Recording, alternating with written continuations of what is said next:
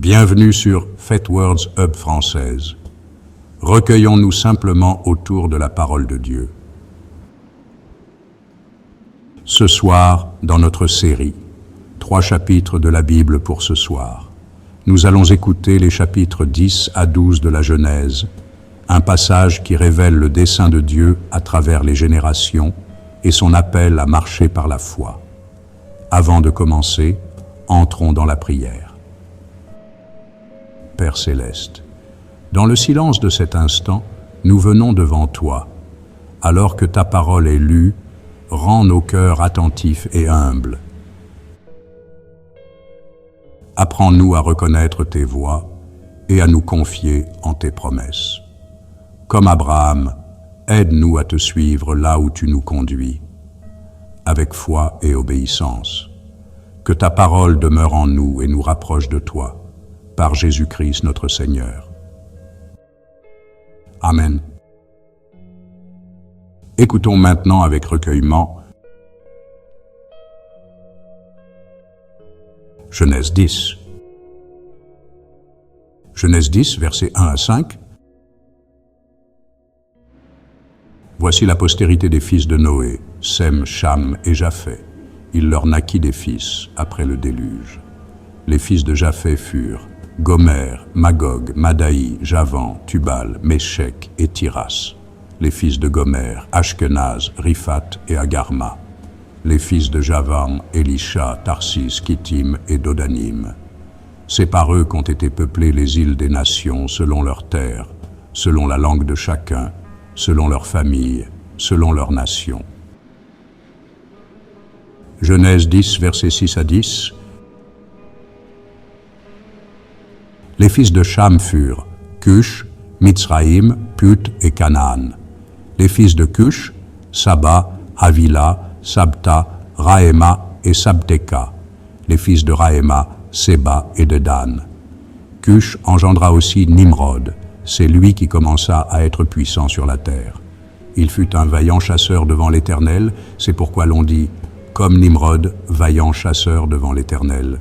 Il régna d'abord sur Babel, Érec, Akkad et Calné, au pays de Shinéar. Genèse 10, versets 11 à 14. De ce pays-là sortit Assur, il bâtit Ninive, Rehoboth-Ir, Calak, et Rézen entre Ninive et Calak, c'est la grande ville. Mitzraïm engendra les Ludim, les Anamim, les Léabim, les Naphtuim, les Patrusim, les Kaslouim, d'où sont sortis les Philistins et les Capharim. Genèse 10, versets 15 à 17. Canaan engendra Sidon, son premier-né, et Heth, et les Jébusiens, les Amoréens, les Girgasiens, les Éviens, les Arkiens, les Siniens. Genèse 10, versets 18 à 20. Les Arvadiens, les Tsémariens, les Hamathiens. Ensuite, les familles des Cananéens se dispersèrent. Les limites des Cananéens allèrent depuis Sidon, du côté de Guérar, jusqu'à Gaza, et du côté de Sodome, de Gomorre, d'Adma et de Tseboïm, jusqu'à Lécha. Ce sont là les fils de Cham, selon leur famille, selon leur langue, selon leur pays, selon leur nation. Genèse 10, versets 21 à 25. Il naquit aussi des fils à Sem, père de Haus, les fils d'Héber et frère de Japheth l'aîné. Les fils de Sem furent Élam, Assur, Arpachshad, Lud et Aram. Les fils d'Aram, Uts, Hul, Géter et Mash. Arpachshad engendra Shélak, et Shélak engendra Héber. Il naquit à Héber 2 fils. Le nom de l'un était Péleg, parce que de son temps la terre fut partagée, et le nom de son frère était Joktan. Genèse 10, versets 26 à 30. Joktan engendra Almodad, Shélef, Hatsarmavet, Jérak, Adoram, Uzal, Dikla, Obal, Abimaël, Séba, Ophir, Havila et Jobab. Haus, ceux-là furent fils de Joktan. Ils habitèrent depuis Mesha, du côté de Séphar, jusqu'à la montagne de l'Orient. Genèse 10, versets 31 à 32.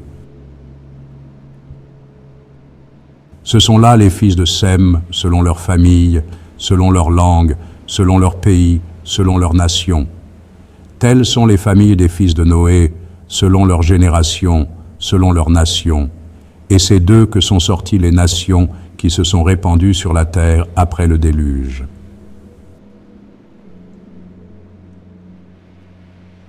Genèse 11. Genèse 11, 1 à 4. Haute la terre avait une seule langue et les mêmes mots. Comme ils étaient partis de l'Orient, ils trouvèrent une plaine au pays de Shinéar, et ils y habitèrent. Ils se dirent l'un à l'autre, « Allons, faisons des briques, et cuisons-les au feu. » Et la brique leur servit de pierre, et le bitume leur servit de ciment. Ils dirent encore, « Allons, bâtissons-nous une ville et une hors, dont le sommet hoche au ciel, et faisons-nous un nom, afin que nous ne soyons pas dispersés sur la face de haute la terre. » Genèse 11, 5 à 9. L'Éternel descendit pour voir la ville et la heure que bâtissaient les fils des hommes.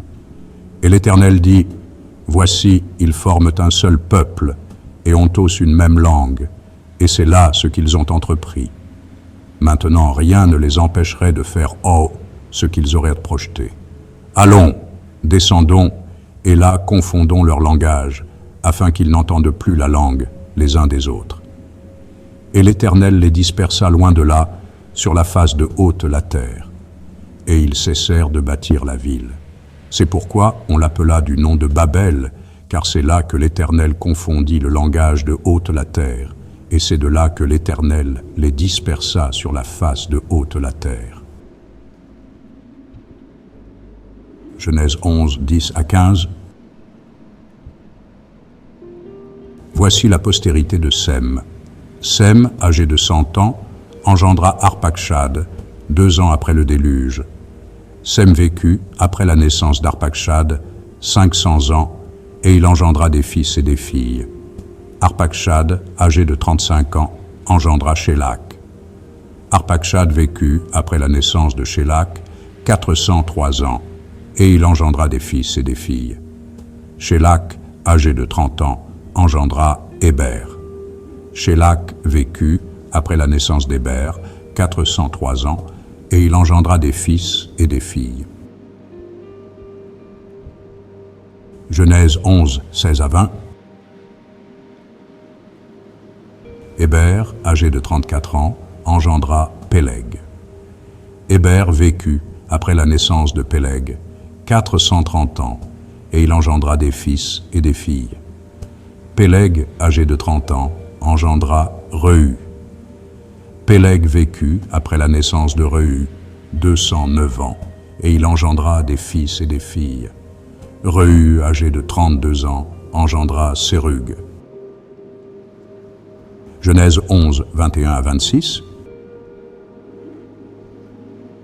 Reu vécut, après la naissance de Sérug, 207 ans, et il engendra des fils et des filles.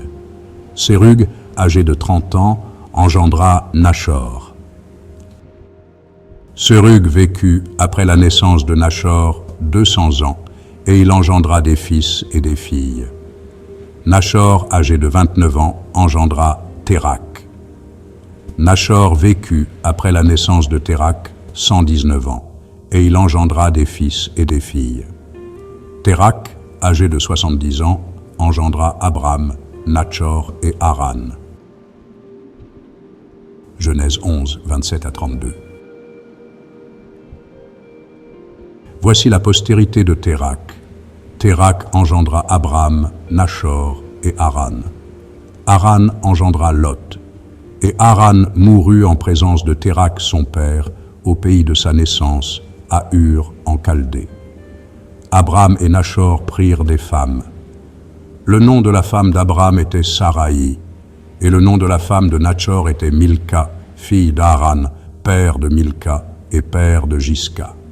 Saraï était stérile. Elle n'avait point d'enfant. Térakh prit Abram, son fils, et Lot, fils d'Haran, fils de son fils, et Saraï, sa belle-fille, femme d'Abram, son fils. Ils sortirent ensemble d'Ur en Chaldée pour aller au pays de Canaan. Ils vinrent jusqu'à Charan, et ils y habitèrent. Les jours de Térakh furent de 205 ans, et Térakh mourut à Charan.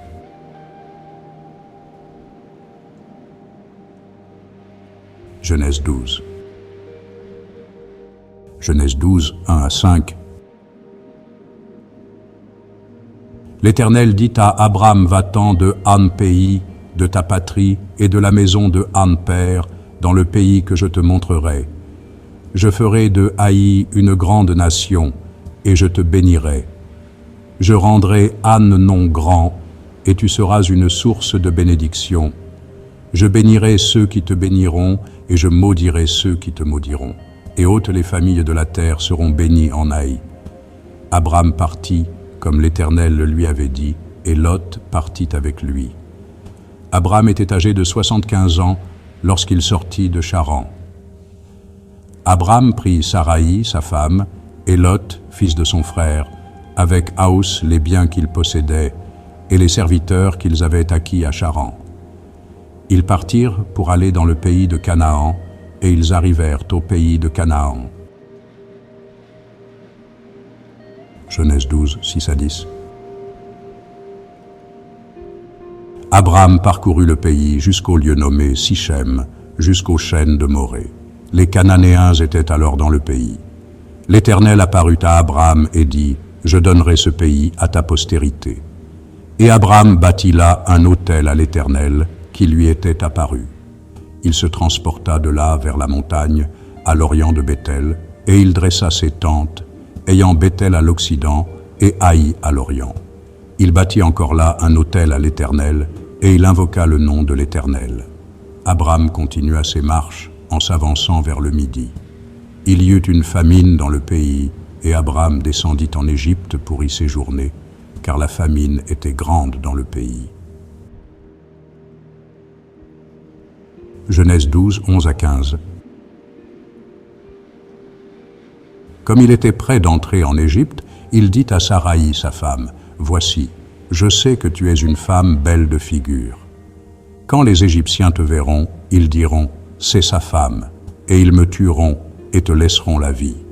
Dis, je te prie, que tu es ma sœur, afin que je sois bien traité à cause de Haï, et que mon âme vive grâce à Haï. » Lorsqu'Abram fut arrivé en Égypte, les Égyptiens virent que la femme était fort belle. Les grands de Pharaon la virent aussi, et la vantèrent à Pharaon. Et la femme fut emmenée dans la maison de Pharaon. Genèse 12, 16 à 20. Il traita bien Abram à cause d'elle. Abram reçut des brebis, des bœufs, des ânes, des serviteurs et des servantes, des ânesses et des chameaux.